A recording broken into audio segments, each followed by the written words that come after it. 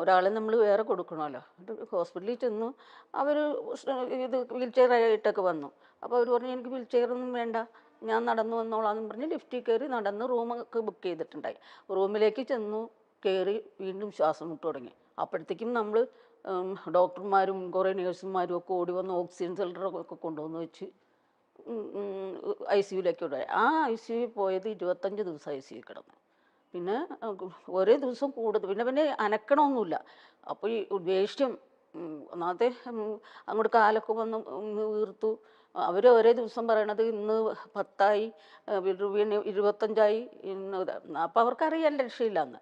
അവരതൊന്നും പറഞ്ഞില്ല. മാക്സിമം അവിടെ ഇട്ട് ചെയ്യാവുന്ന ഡയാലിസിസ്. അത് കഴിഞ്ഞപ്പോഴത്തേക്ക് അവർ പറഞ്ഞ് ഇത് കിഡ്നിയെ പിടിച്ചിട്ടുണ്ടെന്ന് പറഞ്ഞു. ഡയാലിസിസ് തുടങ്ങി. പിന്നെ വെന്റിലേറ്ററിൽ ഇട്ടു. അന്നേരമൊക്കെ അവള് ബോധാവസ്ഥയിലാണോ? ആ ബോധാവസ്ഥയിലായിരുന്നു അവസാന നേരം വരെ. ഡോക്ടർ പറഞ്ഞിരുന്നു എന്നോട് ബോധം പോകും എന്ന് പറഞ്ഞിരുന്നു. അവൾക്ക് ഒരു ബോധവും പോയില്ല. അവളോട് രാത്രി 10 മണി വരെ ഞാനിരുന്ന് സംസാരിക്കണം. അപ്പം ഐ സി യുവിൽ കുറച്ച് സ്വാതന്ത്ര്യമൊക്കെ നമുക്ക് തന്നിട്ടുണ്ടായി.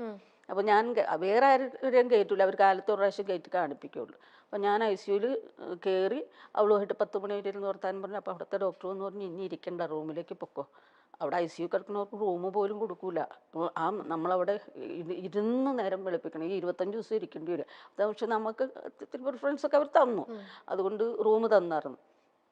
ഞാൻ റൂമിലേക്ക് പൊക്കോന്ന് പറഞ്ഞു. എന്നിട്ട് പിന്നെ ആ നേഴ്സിനോട്, അപ്പോൾ ഒരു ബെഡിന് ഒരു നേഴ്സ് വെച്ചിട്ടുണ്ട്. ആ നേഴ്സിനോട് ഇങ്ങനെ കഥ പറഞ്ഞ് കനകസംഭാഷണം പടത്തിൽ പോയ കഥയാണ് പറയണേ.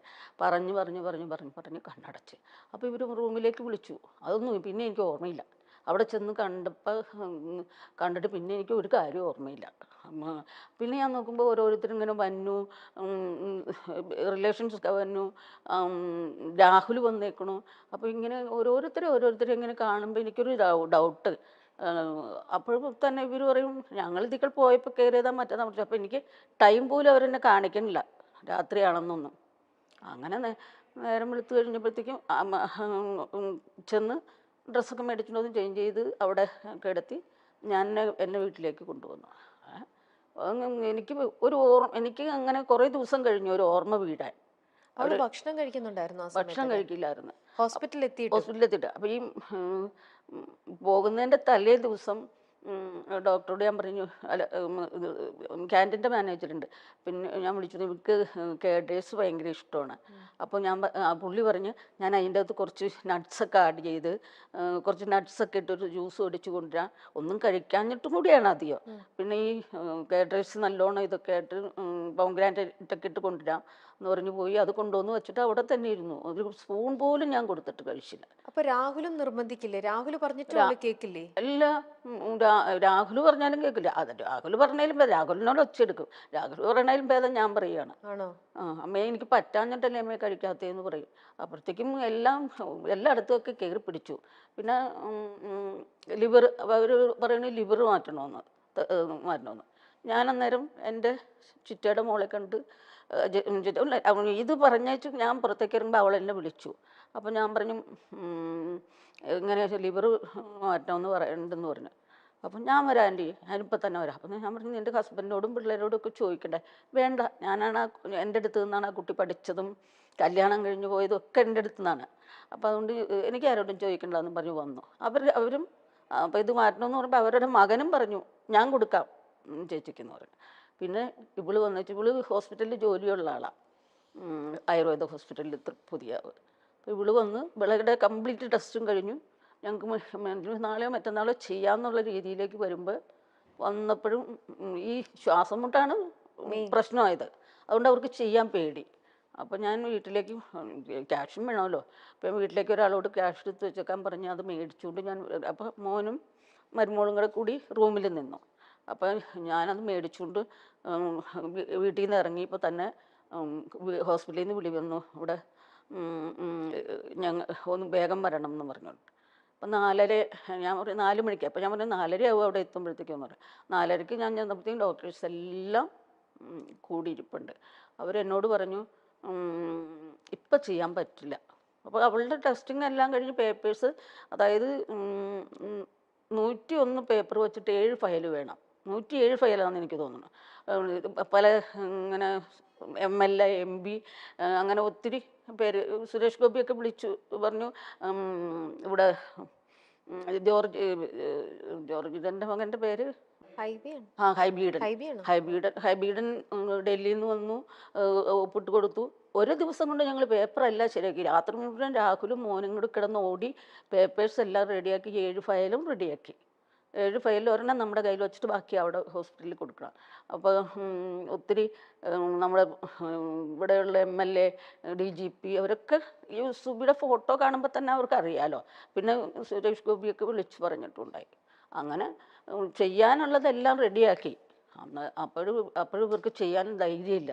കാരണം ഈ ശ്വാസം മുട്ട് നിൽക്കണേ കൊണ്ട് വല്ല ഓപ്പറേഷൻ ടേബിളിൽ വല്ലതും സംഭവിച്ചാലോ. അതുകൊണ്ട് കുറച്ച് ആദ്യം മാറട്ടെ എന്നിട്ട് ചെയ്യാമെന്ന് പറഞ്ഞു. പക്ഷെ അവർക്കറിയായിരുന്നു അന്ന് പോകുമെന്ന്. പക്ഷെ അത് നമ്മളോട് പറയാൻ കഴിയില്ലല്ലോ. എന്നാലും പക്ഷെ അല്ല ആന്റി, ചിലര് പറയുന്നുണ്ട് ഹോസ്പിറ്റലിൽ അനാസ്ഥ അവരുടെ ശരിക്കുമുള്ള ഇത് കാരണം അങ്ങനെ കുറെ ഇഷ്യൂസ് സംഭവിച്ചു എന്നൊക്കെ. അത് അതിലൊക്കെ കുറച്ച് ചാനലുകൾക്ക് അതിന്റെ കേട്ടിരുന്നു. കാരണസഹിതം പറയണ്ടായി. ചില ചാനലുകളൊക്കെ പറയണ്ടായി. പക്ഷെ അത് എനിക്ക് ഡോക്ടേഴ്സിനെ കുറിച്ചൊന്നും അവിടെ വലിയ കുഴപ്പം എനിക്ക് തോന്നിയിട്ടില്ല. നമുക്കറിയില്ല.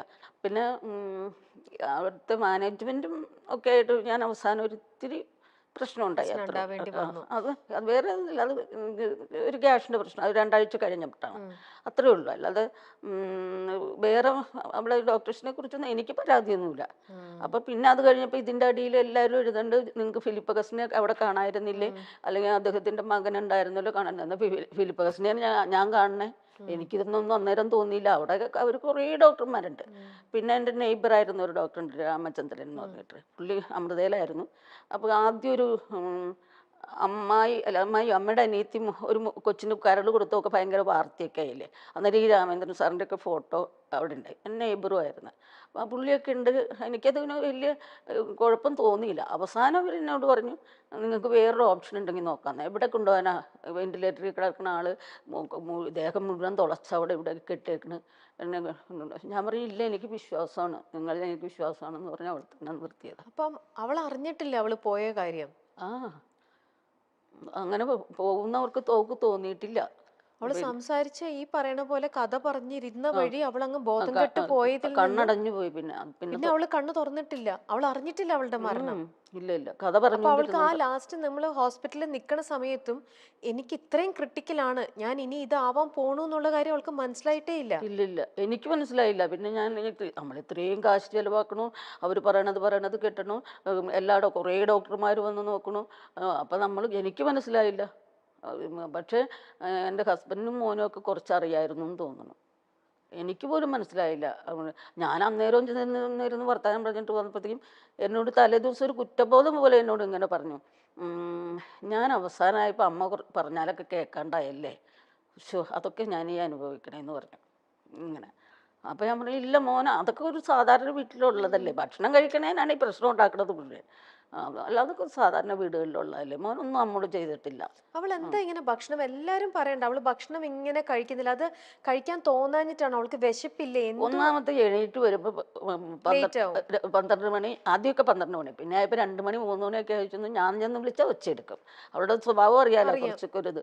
അപ്പോൾ ഞാൻ ചെന്ന് വിളിച്ചാൽ പ്രശ്നം ഉണ്ടാക്കും. അപ്പോൾ ഞാൻ കൊച്ചിനെ ഭയങ്കര ഇഷ്ടം, കൊച്ചു അവളെ പോലെ തന്നെ ഇരിക്കണേ. അപ്പോൾ കൊച്ചിനെ കയറ്റി വിട്ടിട്ട് കൊച്ച് വാതിലെ കിടന്ന് ഇടിക്കുമ്പോൾ അവൾ എണീറ്റ് കൊച്ചിനെ എടുത്തുകൊണ്ടങ്ങ് പോകും. അന്നേരം പിന്നെ ഞാൻ ആ ഹോസ്പിറ്റലിൽ കിടന്നത് ഒത്തിരി പ്രശ്നമായി. ഹോസ്പിറ്റലിൽ കിടന്ന് കഴിഞ്ഞപ്പോഴത്തേക്കും ഇവിടെ മോളും വരുമ്പോഴും കൂടി എന്താ വേണ്ടേ നിനക്ക്, സാൻഡ്വിച്ചോണോ എന്താ വേണ്ടതെന്ന് വെച്ചാൽ അതെല്ലാം വാങ്ങിച്ചോ, അല്ലെങ്കിൽ ഉണ്ടാക്കി, അവൾ കഞ്ഞിയും പയറും വേണമെന്ന് പറഞ്ഞിട്ട് അതൊക്കെ ഉണ്ടാക്കി കൊണ്ടുവന്നു. ഇതൊക്കെ റൂമിൽ വെച്ചേക്കുള്ളൂ, റൂമിൽ നിന്ന് താഴോട്ട് പറഞ്ഞില്ല, അത് കഴിച്ചിട്ടുമില്ല, ഒന്നും കഴിച്ചിട്ടില്ല. അങ്കിള് പറഞ്ഞാലും അവള് കേൾക്കില്ലായിരുന്നോ? ഭക്ഷണം കഴിക്കാൻ ഫുഡിന്റെ കാര്യത്തിൽ ആരും പറഞ്ഞാൽ കേൾക്കില്ല, ആരും കേൾക്കൂല. അപ്പൊ എന്തെങ്കിലും വിഷമം ഉള്ളിലുണ്ടായിരുന്നായിരിക്കും, വേറെ വിഷമമല്ല, ഭക്ഷണം കഴിക്കാൻ മേലാത്ത എന്തെങ്കിലും ഒരു ഇതുണ്ടായിരിക്കും. കൊറോണ വന്നേ പിന്നെയാണ് ഇങ്ങനെ ആയത്.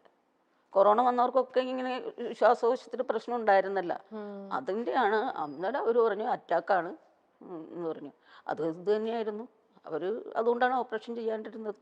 കുട്ടിപ്പട്ടാളം എന്ന പരിപാടി നമ്മൾ എല്ലാവരും ഇപ്പോഴും ഓർക്കുന്ന ഒരു പരിപാടിയാണല്ലേ. കുട്ടികളുടെ തമാശകളും കുട്ടിത്വവും ചിരിയും ഒക്കെയായി സുബി നമ്മുടെ മുന്നിൽ എത്തിയ ഒരു പരിപാടിയായിരുന്നു അത്. സുബി സുരേഷ് എന്ന അവതാരക ചിരിപ്പിച്ചും ചിന്തിപ്പിച്ചും ഒക്കെ നമ്മുടെ മുന്നിൽ നിറഞ്ഞു നിന്ന നിമിഷങ്ങൾ. എന്നാൽ പെട്ടെന്നൊരു ദിവസമാണ് സുബി സുരേഷ് എന്ന അവതാരകയെ, നടിയെ, കോമഡി ആർട്ടിസ്റ്റിനെ നമുക്ക് നഷ്ടമായത്. എന്താണ് സുബിക്ക് സംഭവിച്ചത്, പെട്ടെന്ന് എന്ത് പറ്റി എന്നൊക്കെ എല്ലാവരും ചോദിക്കുന്നുണ്ടായിരുന്നു. അതേസമയം സുബി വളരെ വർഷങ്ങളായി തന്നെ ഒരു അസുഖത്തിന്റെ പിടിയിലായിരുന്നു എന്നാണ് അറിയാൻ കഴിഞ്ഞത്. പെട്ടെന്നൊരു ദിവസം അസുഖം കൂടുകയും മഞ്ഞപ്പിത്തം വരികയും പിന്നീട് അഡ്മിറ്റ് ആവുകയും ചെയ്ത സുബി പിന്നീട് ഉറക്കത്തിലേക്ക് വഴുതി വീഴുകയായിരുന്നു. താൻ മരിച്ചത് പോലും അറിയാതെ സംസാരിച്ചു കൊണ്ടിരുന്ന സുബി കണ്ണടഞ്ഞു പോയി പിന്നീട് മരണത്തിലേക്ക് പോവുകയായിരുന്നു. താൻ അവസാനിക്കാറായി, തന്റെ ജീവിതം അവസാനിച്ചു എന്ന് പോലും മനസ്സിലാക്കാതെയാണ് മരണത്തിന് സുബി കീഴടങ്ങിയത്. ഇപ്പോൾ സുബിയുടെ മരണത്തിനെ പറ്റിയും ആശുപത്രി അധികൃതരുടെ അനാസ്ഥയെ പറ്റിയും അങ്ങനെ കുറെ കാര്യങ്ങളെ പറ്റിയും ഒക്കെ സുബിയുടെ അമ്മ തുറന്നു പറയുകയാണ്. സുബി ആഹാര കാര്യങ്ങളിൽ ഒന്നും ശ്രദ്ധിച്ചിരുന്നില്ല. പല സാധനങ്ങളും വേണം എന്ന ആഗ്രഹം പറഞ്ഞ് വാങ്ങി അത് ഹോസ്പിറ്റലിലാണെങ്കിൽ മുറിയിൽ അങ്ങ് വച്ചേക്കും. വീട്ടിലാണെങ്കിൽ ഫോൺ വിളിച്ചാലോ അല്ലെങ്കിൽ കതകിൽ മുട്ടി ആഹാരം കഴിക്കാൻ വിളിച്ചാലോ വളരെ വലിയ ദേഷ്യമാണ്. അപ്പോൾ വീട്ടിലെ ഏറ്റവും ചെറിയ കുട്ടിയെ പറഞ്ഞു വിടും. ആ കുട്ടിയും എടുത്തുകൊണ്ട് സുബി അങ്ങ് അകത്ത് പോകും, കളിപ്പിക്കും. അത്ര തന്നെയാണ് ചെയ്യുന്നത്. ആഹാരം കഴിക്കാനൊക്കെ സുബിക്ക് ഭയങ്കര ബുദ്ധിമുട്ടായിരുന്നു. സുബി മരിച്ച ശേഷം മുറിയിൽ ചെന്നപ്പോഴാണ് മരുന്നുകളൊന്നും പൊട്ടിക്കാതെ സ്റ്റേപ്ലർ പിന്ന് പോലും മാറ്റാതെ വച്ചിരിക്കുന്നത് അമ്മ കണ്ടത്. മരുന്നുകളൊന്നും കഴിക്കാതെ, ആഹാരമൊന്നും കഴിക്കാതെ സുബി കഴിയുകയായിരുന്നു. വിവാഹം കഴിക്കാനിരുന്ന രാഹുൽ വന്ന് പറഞ്ഞാൽ പോലും രാഹുലിനോട് ദേഷ്യപ്പെടും. ആശുപത്രിയിൽ അഡ്മിറ്റ് ആയ ശേഷം രാഹുലും വന്ന് നിർബന്ധിക്കും. രാഹുൽ നിർബന്ധിക്കുമ്പോൾ ഭയങ്കരമായ രീതിയിൽ ഒച്ചയെടുക്കുമായിരുന്നു സുബി. ആഹാരം കഴിക്കാനൊക്കെ ആര് പറഞ്ഞാലും ദേഷ്യപ്പെടും. ആഹാരം കഴിക്കാനൊക്കെ സുബിക്ക് വലിയ പാടായിരുന്നു എന്നാണ് അമ്മ പറയുന്നത്. സുബിയെ ചികിത്സിക്കാൻ ലക്ഷങ്ങൾ വേണ്ടി വന്നു. സുബി ഉണ്ടാക്കിയ അത്രയും ലക്ഷങ്ങളൊന്നുമല്ല അത്. താനും തന്റെ ഭർത്താവും കൂടി റിയൽ എസ്റ്റേറ്റ് ചെയ്ത് നേടിയ പണമാണ് സുബിക്ക് വേണ്ടി ചെലവാക്കിയത്. അതിൽ ഒരു കുറ്റബോധവുമില്ല. ഇപ്പോൾ 53,000 രൂപ ലോൺ അടയ്ക്കുന്നുണ്ട്. കാറിനും വീടിനും എല്ലാം കൂടി ചേർന്ന് വലിയൊരു ലോൺ അടയ്ക്കാനുണ്ട്. 11 വീടുകളോളം തങ്ങൾ അവസാന നിമിഷം വിറ്റു എന്നും സുബിയുടെ അമ്മ പറയുന്നുണ്ട്. ആശുപത്രിയിൽ അവസാന നിമിഷങ്ങൾ എങ്ങനെയായിരുന്നു, തന്റെ മകളുടെ അവസാന നിമിഷങ്ങളെ കുറിച്ച് കണ്ണ് നിറഞ്ഞു പറയുകയാണ് ഇന്ന് സുബിയുടെ അമ്മ.